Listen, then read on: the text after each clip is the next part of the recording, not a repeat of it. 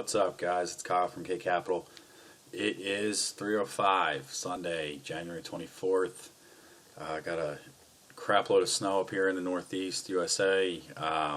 Just dug myself out, but looking to make some money this week in the stock market. Hopefully you are too. Let's take a look overall at the macro picture to get a sense of where we're at. So we have the designated support and resistance levels that I've been watching over the last couple weeks. Looking at the Dow and the daily, I definitely talked about this last week that you saw really significant levels of support at 1600 over the last, let's say, year and a half. Not really surprising. We're seeing that it held in the summer, and it's starting to hold a little bit now. One key reversal pattern that you really need to look for is long tails in terms of the low of the trend. It happened here back in 2014. It happened here, in the middle of the summer, and it just happened now. So I think we may see a slight uptick this week, back up to potentially 16.5. Definitely holding 1600 was a pretty large indicator of a trend reversal. Now, obviously, the one thing we teach here is we're not going to try and buy this dip. It's not really worth trying to guess where the bottom's going to be. I'd rather just be patient and let the market dictate which way we're going to trade for our swing trades. And right now, that general environment is definitely negative. It's definitely bearish. So we're going to continue to be short. That said, there are a few stocks I found that have nice upside potential to the long side. So I'll go through those in a minute. But right now, I would say we should hold this level of support. If we do not, and we break down again Monday, frankly, I think we go down and we test 15.3 to 14.6 is the rough range. I think is where we'll end up trading at. But again, right now the macro picture is pretty bearish, and so if we want to take a look at the Russell, we can see more of the story here. It's definitely a more bearish scenario than the Dow, so the small cap space is definitely going to be a leading indicator. As you can see, we broke through support and just completely crashed. Now that said, we definitely have a nice long tail here to where we saw some support. Buyers came in the small cap world and really just bought into those lows. So we may see a dip or a bounce, but for the time being, I think we're gonna definitely, if we do bounce, I think we'll probably hit that level of now resistance, and we probably will trade maybe sideways for a bit. But still, I'm more bearish than I am bullish for the short term. I think the market needs to figure itself out. The way January trades is really the way we go for the year. At least that's been consistently the case for the past couple of years. So let's take a look to see how we open up the week. Right now, if you're looking at the futures market, I think we're up to flat. So I think crude is right now crude's trading up, and the Asian markets are up big. So I think that's a good sign, but let's just see how we open up tomorrow morning and take a look. With that, let's go into two stocks that I'm looking for the long side, and then I'll go into a few that I'm focused in on the short side. So SPHS has gone pretty much demolished over the last couple of years. That said, we saw a nice gigantic bounce all the way up to 4. This was one that we did short before. We shorted it all the way back down to, I forget where it was, but I think we walked away with 25-30% in the short. We saw a nice uptick though over the last 2 days, Thursday and Friday. It went from roughly $2 all the way up to $2.35. Excuse me, $1.50 to $2.35. So I want to see what exactly happens here. Right now I'm long this just because, or I want to be long this because I want to wait for a pullback to see if we can then test 250. That said, if we just skyrocket all the way back up to 3 and 350 tomorrow, it's going to flip and be a short opportunity, just like it was when we went short, around this area here back in the beginning of November. So this can go both ways. I'm going to watch it pretty closely Monday just to get a sense of exactly which way we want to trade this. I'm not going to buy it at the open just because obviously I don't want to buy it and it's going to crash. So if anything, I'd want to see and wait for a potential dip before buying, and then maybe hold this level of support here in the 175 range, and then see a nice rally back to 250. If it opens the other way and it just completely rockets, then it'll be a short opportunity. We'll look to go short at 3 or 350 again. So it's something I'm going to keep on my radar. CDXS is one that's a nice pattern that I'd love to go long in. I'll tell you why in a second.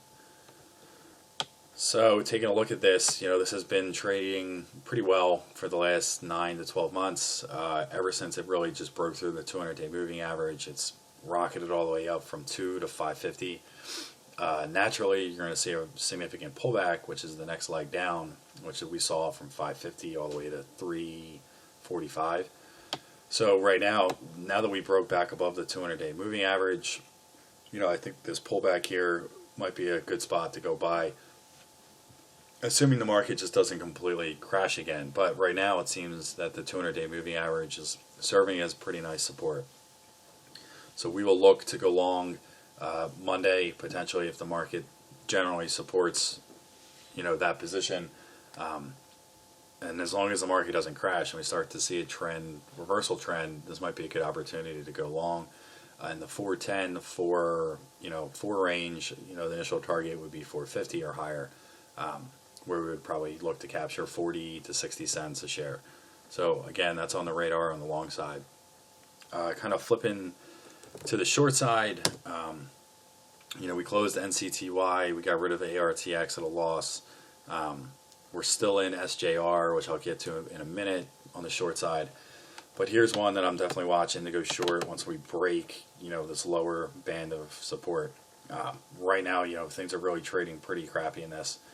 Any significant bounce is being shorted or sold into.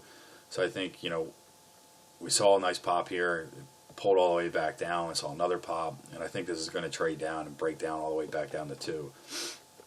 If it does, that's going to be huge. And what I specifically would look for, if I want to zoom in a little bit, is to fill this gap from 450 all the way up to 7. I think if we start testing this and it breaks down, it's definitely going to fill that, which would be an awesome short. You're looking at roughly $2.50 a share here. So again, this is something I'm stalking, so to speak, just to watch for the right opportunity. Of course, you can make the argument, well, why don't you just short at a higher price? Because I don't want to get caught on the other side of that trade where, this went from, $150 to $19 a share in a day. People just get completely, their accounts get completely destroyed with trades like that. So I would rather just wait and make sure the confirmation actually happens, we break down support, and then we collapse. Not, if it rallies all the way to 19 again, then sure, I'll definitely short it again.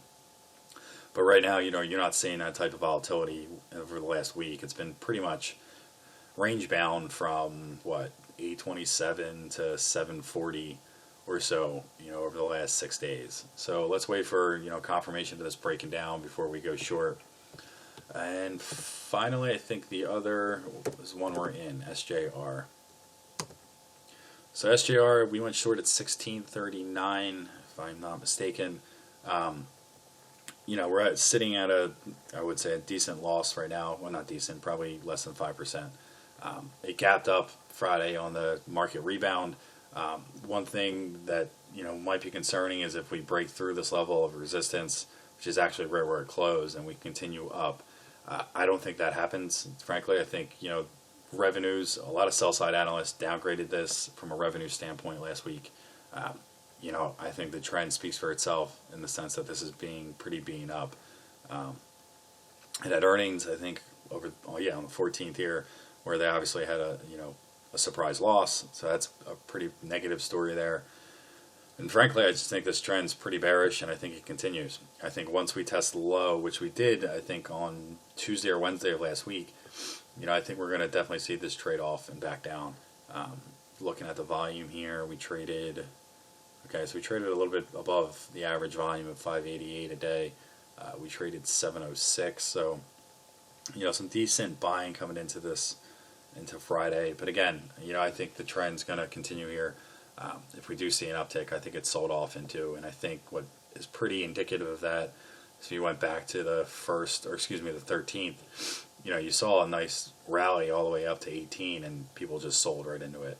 So I think that may continue, and then the initial target here is 15 to lock in $1.39 a share. So again, just to recap, 2 longs, SJR we're already in, ATV I'm still watching. And then on the long side, SPHS, we're going to potentially go long unless it just completely takes off, or CDXS, where I think, right now the 200-day moving average, it's a potentially a good risk-reward trade to the long side, as long as the market more or less supports us kind of getting in to the long side. So that's it for the time being. We will talk again tomorrow. If you have any questions, please shoot me an email, and have a great Sunday. Talk soon.